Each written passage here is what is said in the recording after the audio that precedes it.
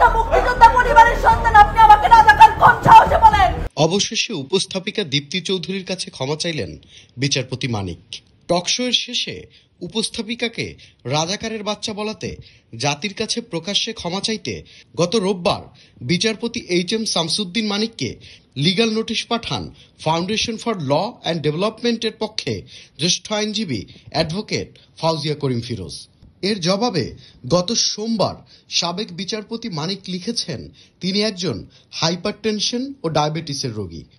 টকশোয়ের দিন তাকে অনেক লম্বা পথ হেঁটে প্রোগ্রামে অংশগ্রহণ করতে হয়েছিল, ফলে তার ব্লাড সুগার নেমে যায় ও ব্লাড প্রেশার বেড়ে যায় এবং একই সঙ্গে তিনি প্রচুর ক্লান্ত বোধ করছিলেন, যার কারণে তিনি তার নিজের ওপর নিয়ন্ত্রণ হারিয়ে ফেলেছিলেন।